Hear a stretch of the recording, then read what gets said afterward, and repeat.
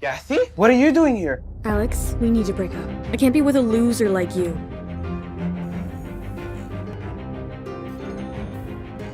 I'm here to withdraw my money. Place your thumb on the scanner. I'm calling the police. Wait. And then what? After a review, the Ambrose family has decided that their son, Alexander, Oh, I'm so sorry, Mr. Ambrose. for entitlement to his inheritance. Can I see how much money I have in my account? As of right now, the balance in that account is... Come in. I have your delivery. Kathy? What are you doing here? Hey, babe. What's taking you so long, sweetheart? Hey! How dare you touch my girl? Alex, don't you dare talk to Billy like that.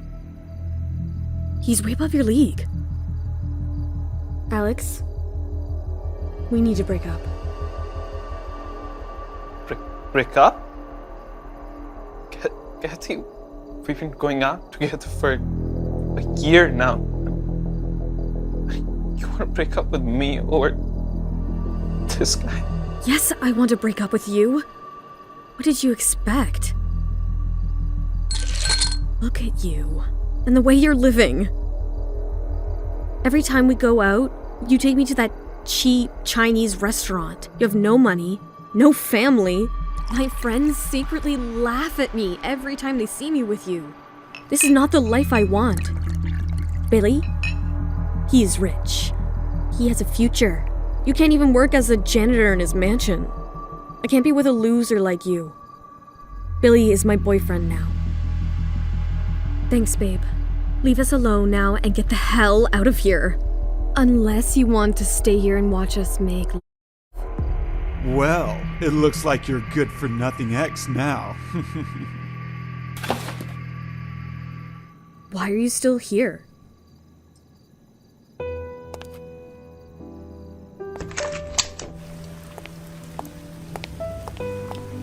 Hey, loser. Take your damn money and your tip.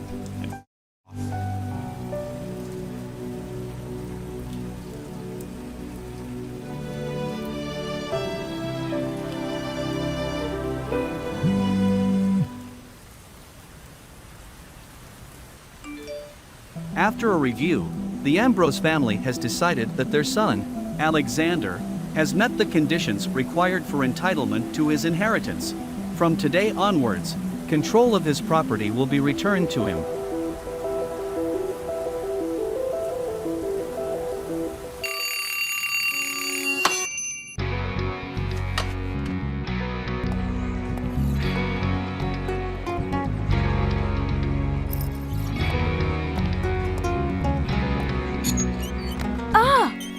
Watch where you're going, you on. I'm so sorry. I didn't see you.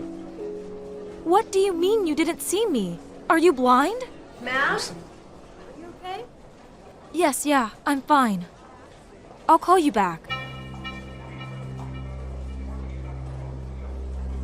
Sir, can I help you with anything? Yeah, I'm here to withdraw my money. Withdraw money. Do you have a card? No, I don't. Well, Coming, Dad. bye, sir. Karen. I hope you understand that having someone like him around could hurt your bank's image and upset your customers. I hope this doesn't happen again. I can assure you it won't. Goodbye, ma'am. Hey, excuse me! You! Stop there! Hello. Sorry, I wasn't expecting you. How can I help you? I'm here to withdraw my money. Do you have one of our cards? No, I don't. I'm sorry, sir. I manage 31 VIP accounts here at this branch, and I'm afraid I've never seen you before. Do you have a fingerprint scanner that I can use to access my account? We do, but those are for our high net worth clients who've entered their fingerprints into the system. No one's ever asked for that before. Do you want to use it? I certainly do. Very well. Please come this way.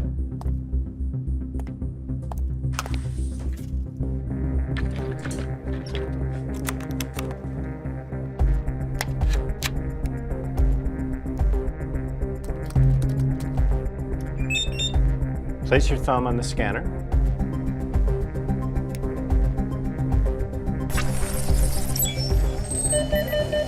That's it, champ. Game's up. I'm calling the police. Wait. Must be the wrong print. Let me use the index finger, yeah? Look, what's your game here? Your thumb didn't work, now you want to try your index finger? After that, what? Your middle finger? And then what? Your toes? I'm calling the... Oh, I'm so sorry. Mr. Ambrose, I didn't realize. It's fine. I'm the branch manager of the New York branch. Please, how may I assist you today? Can I see how much money I have in my account? Yes, of course. Please, won't you take a seat?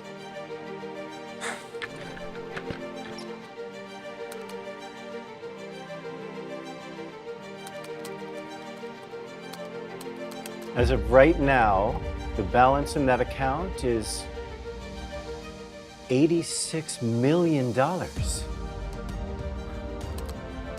Wait, I'm also seeing some other assets associated with this account.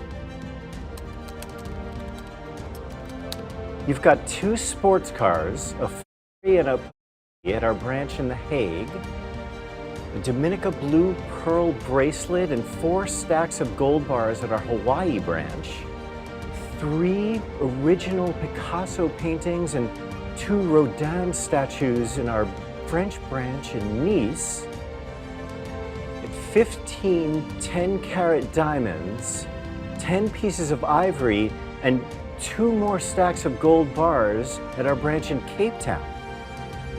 Sir. All right, I would like a card. Yes, of course. I'll see to it right away, sir.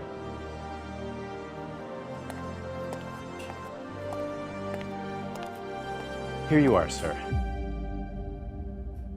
Thank you. That's the highest grade card we're authorized to issue here at the New York branch. Well, this should work just fine. Thank you. Sir, if I may, in my 20 years of working at this bank, I've never met a client as wealthy as you. It's been an absolute pleasure, sir. Thank you. You're very kind.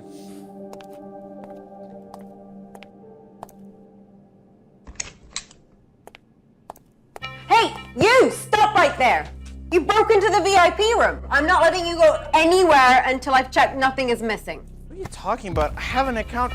Ma'am, please stop. What's this? That's the Supreme card. Don't you feel guilty for being a thief? I told you That's I it. have I'm an- calling the... Karen! What is going on here? Mr. Miller, this imposter stole a card from the VIP room. This is Mr. Ambrose. He is one of our most important clients. Give me that card. Mr. Ambrose, here's your card. I apologize for the behavior of my colleague. I should have escorted you out personally. It's not your fault, Robert. It's fine. Karen, don't just stand there. Apologize to him right now. Mr. Ambrose, I'm so sorry. I didn't know. I thought that... Sir, listen. If there's anything you ever need, please feel free to call on me. I'll help you in any way I can.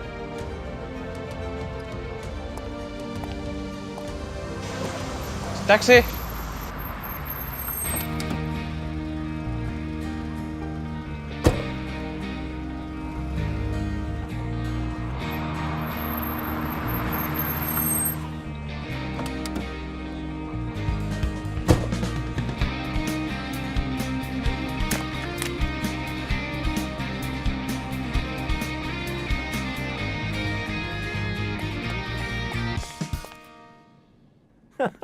Look at his pants. They're filthy. Doesn't he have any clean clothes? Are you joking? It's not like he'd have the money for new ones. It looks like he's just thrown on whatever he could find. He isn't usually late. Hell must have frozen over. He's an idiot. Stop this! Concentrate. That's all for today. Class dismissed.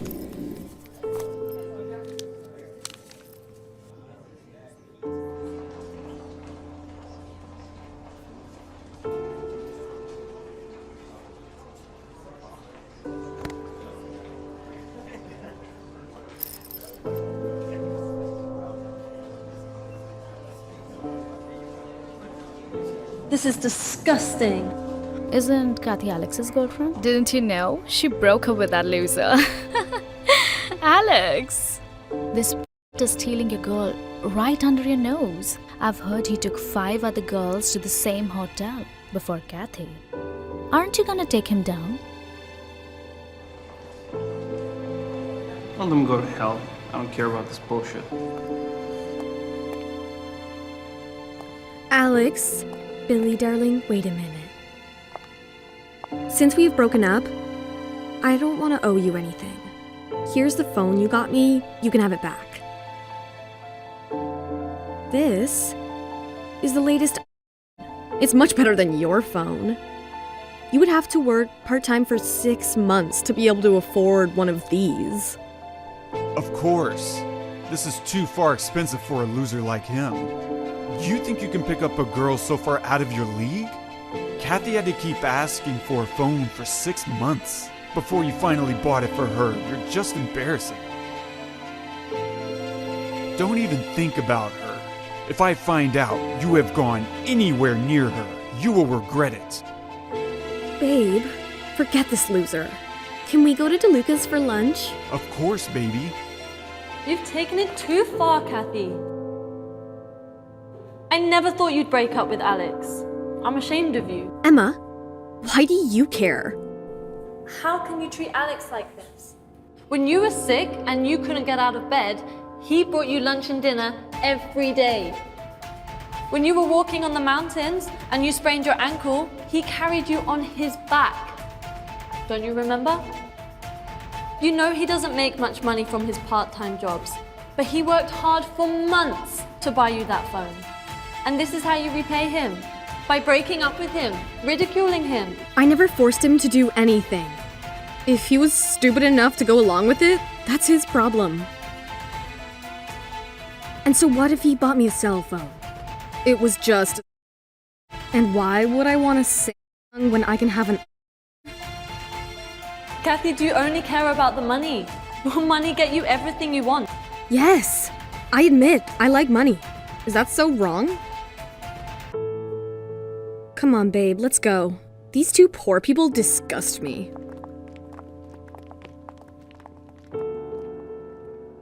Alex, listen! Listen. I hope you're alright. You're much better off without her. She's shown her true nature. She is not worth being sad over. Don't worry, Emma. I'm fine. Good. Let's celebrate getting away from that. I'll treat you to a nice meal. Yeah, Don't argue. I'm thinking something somewhere off campus. DeLuca's? No, thanks, Emma. Not this time. I don't want to bump into Billy and Kathy again. Besides, one day I will treat you as Chez Laurent. Chez Laurent? Whoa, slow down, Romeo. That's one of the most expensive restaurants in town. I'll pray, though, with all my heart that you can treat me there one day. You bet I will, Emma. Hey! Coming, coming! Guys, Joe's making a phone of himself online. Go check out the dorm room chats. What?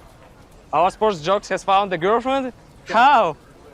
He must have been tired of being single, eh? Let's go back to the dorm and give him hell about it. Come on. Come on, man.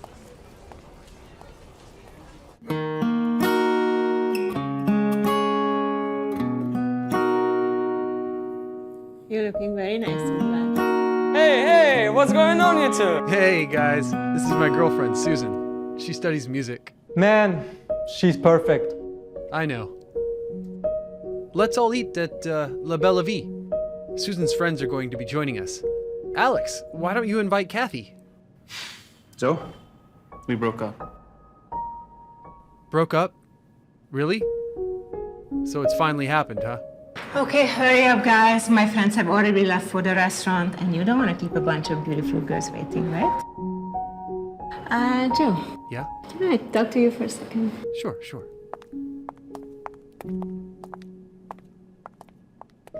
Get ready, guys. Come on. What happened to you in abroad?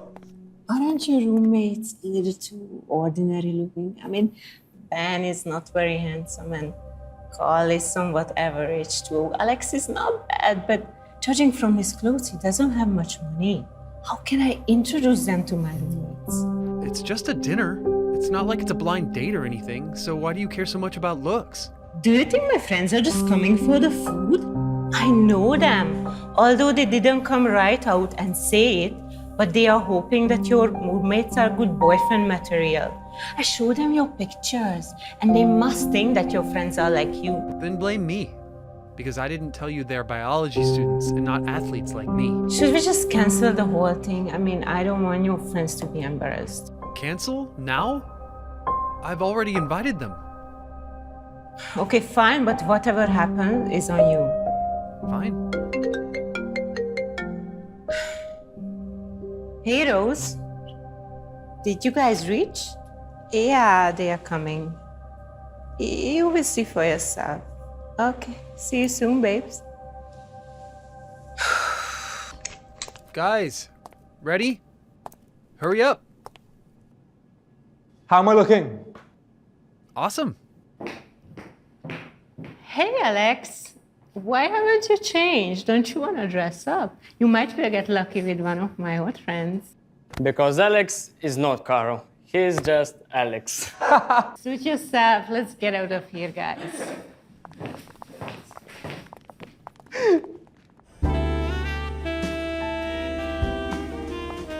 Hey, girls. Hi, babe. How are you? I'm good. Wow, this place is so beautiful. I know. I can't believe we've never been here before. I know, right? Rose, there's a lump on your forehead. What happened? Don't remind me. Remember I told you I went to the Metro Skybank with my father? Well, I met the clumsiest guy there. This guy slammed the door right into my head. Is it really bad? Did he at least apologize? Yes, he did, but still, I was a bit stunned to see him there. You guys know, right? What type of people Metro Skybank cater to? Just the elite, the creme de la creme of society. Exactly. The fool must not have known you need at least $1 million to even open an account there. But Rose, some people think that the poorer a person looks, the richer they are. Which means he might be a rich person keeping a low profile. No, he definitely wasn't. The bank staff found out he doesn't even own a card there. That fool must have just stumbled inside. Maybe he thought he could use his other bank cards there. I would have, died of embarrassment if I did that. Well, let's see if he dares to show his face anywhere. Anyway, guys, let's just leave it, yeah?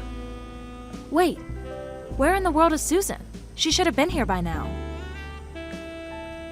Check this. Hey, let me see that.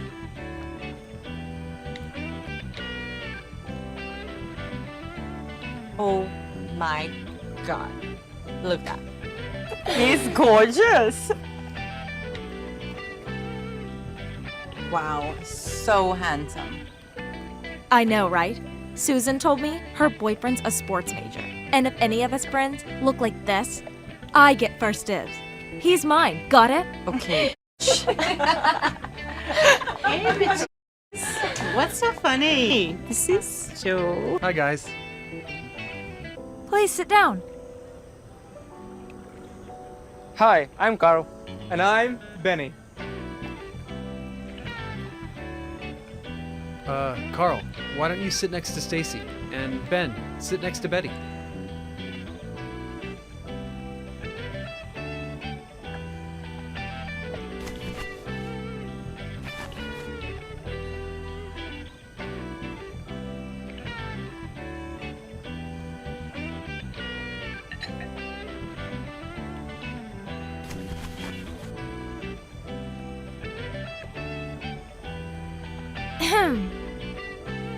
So, why are there only 2 of your friends here?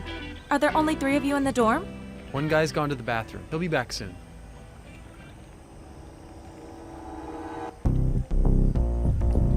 Alex, come join us.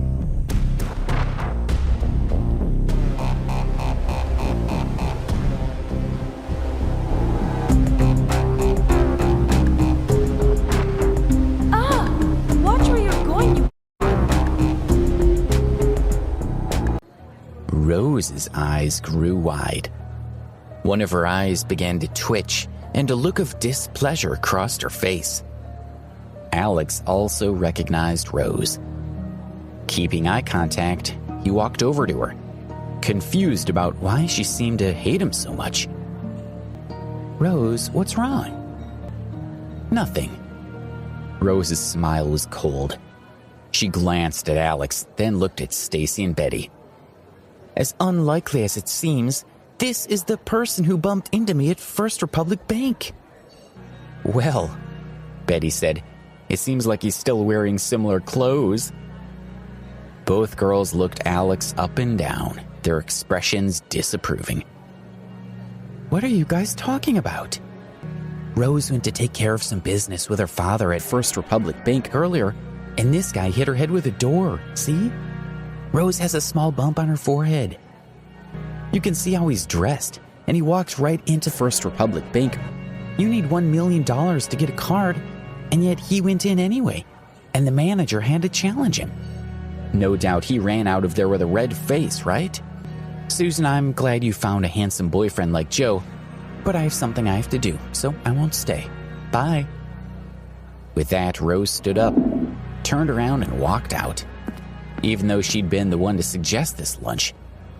Joe was really good looking, and since he was a sports major, she'd assumed that his roommates would be attractive as well. The heavens were toying with her. She'd been looking for someone rich and handsome, and the universe gave her someone like Alex who disgusted her. Anger rose quickly.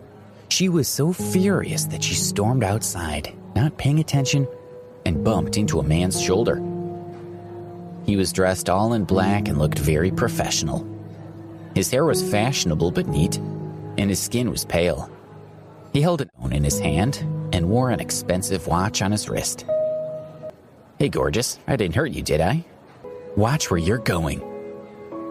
Before he could react, she had already marched out of the restaurant. After lunch, Susan accompanied Joe to pay the bill, and then they left the restaurant. Stacy spoke to Joe and didn't even glance at Alex and the others. "Something's happened to Rose. What's going on?" "You know Rose slapped a guy when she left yesterday? Do you know who that man was?" Joe answered his question. "It was Lucille Brennan, the deputy manager of the Trader Joe's Group. The Trader Joe's Group ranks in the top 10 in New York City, right? There were Trader Joe's retail offices on the streets that belonged to them, and this was one of the only businesses that belonged to their group. Rose is done at this time. Why did she hit him? She's definitely in trouble now. Doesn't Rose also come from a powerful family? Isn't there anything they can do?" Susan told me that Rose's company had bad news today. Rose's dad is really worried about several partnerships that are threatening to cancel. The Trader Joe's Group must have done this. I've seen information about them on the internet. The boss of the group, Donald Brennan, is Lucille's father, and he's bad news. He's very ruthless in his business dealings. Rose got a call from her dad. He's told her she has to fix it. He said the only way to resolve it is for her to spend one night with Lucille. Otherwise, Donald is going to ruin their family. Don't say any more. Let's go to Susan's dorm now and help Rose come up with some ideas. Susan, Stacy, and Betty sat beside Rose looking anxious. Rose sobbed and hugged her legs as she sat on the bed. "How is she?" Joe asked Susan as he entered the room. Rose's dad knows that she's the one that caused this trouble, and he shouted at her over the phone. She's been crying for almost 3 hours now, and her dad told her that if she can't sort things out, she'll be in a lot of trouble. Damn, what kind of father is he? Ben couldn't help but feel disgusted. I guess he's in a tight spot, Susan responded. After all, 7 or 8 of his business partners are threatening to cancel their contracts. Anyone who hasn't threatened yet still might. Her dad called me in secret and asked me to take care of Rose. He's looking for ways to resolve this situation. With that, Susan urged Joe and the others to Rose's side. Rose, don't cry. If Donald's family goes too far, we'll call the police to arrest them. Joe frowned as he tried to comfort her. Ben took out his phone and said forcefully, "Let's call the police now. I'll call 911. Don't, Rose cried. Only then did she look up. Her face had been buried in her knees. Her watery eyes were red from crying, and she'd lost all traces of the arrogance that had been so evident the previous day. After all, Ben and the others were trying to help her. She wiped her nose with the tissue that Betty handed to her. With tears in her eyes, she said, "It's useless to call the police. It will only make things worse." Rose was, after all, the child of a rich family. She had seen and heard some of the methods her father and the other bosses used to deal with such matters. The police might anger Donald Brennan. If he was completely enraged, with his strength and power, the situation could get 100 times worse than it was now. "We need to find someone else to help," Ben said. "If we can find someone even more powerful, they might be able to sort it out. I'll call my dad and ask him." He stood up, took out his phone, and went to one side to make a call. "I'll ask too." Susan, Stacy, and Betty all answered. However, they all knew in their hearts that with their family's connections, there was no way they could stop Donald, the boss of the Trader Joe's group. Alex spoke for the first time. "Don't worry, it'll all be sorted out soon." Hearing Alex's voice, Rose was slightly stunned. She stopped wiping her nose and raised her head. She shot a cold gaze toward Alex. "You came too?" she said. Alex nodded slightly but didn't say anything. Judging by Rose's expression, she didn't seem to want him there. Susan quickly spoke up for Alex. "Rose, Alex came to help you think of a way out of this. He's worried about you." "Worried," Rose sneered. "If it wasn't for you yesterday, we wouldn't have bumped into Lucille.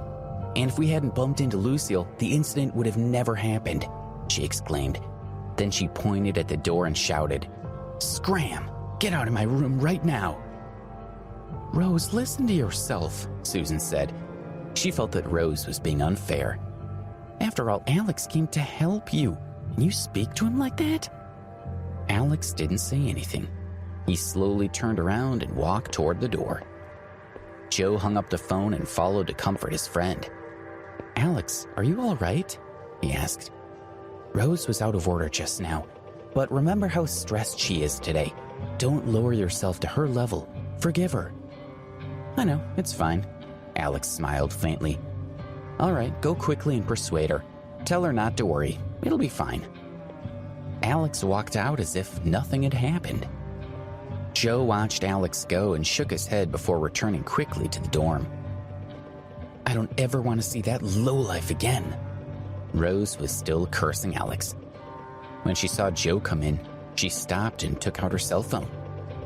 "I just had an idea. I'm going to call my old school friend to see if he can help."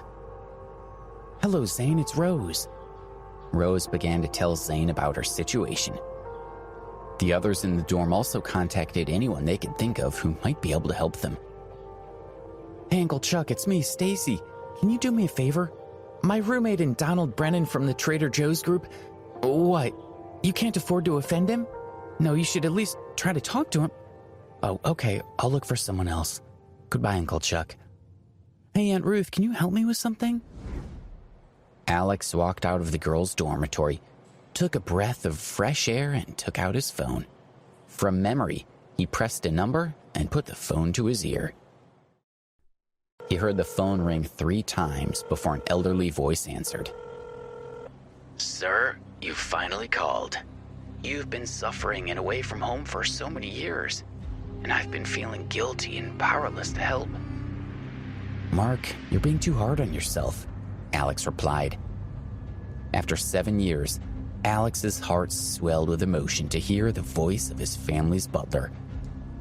"My poverty training is over. I can use the family's influence now, right?" "Of course, starting from the day before yesterday. The family's already lifted all restrictions on you, Mark replied happily. Yes, I want to confront Donald Brennan of the Trader Joe's Group. Alex got straight to the point. Trader Joe's Group, Trader Joe's Group. Mark mumbled to himself twice. Forgive this old servant for being slow-witted, but where does this group of Trader Joe's come from? It's one of New York's local businesses, Alex explained. Alex's family influences the world. Trader Joe's Group was one of the top 10 enterprises in New York, but it wasn't that grand from a global perspective. Trader Joe's, Mark exclaimed. Of course, it falls under our family's East Coast Division of Management. I'll inform Ken, manager of the East Coast Division. Sir, what are you going to confront?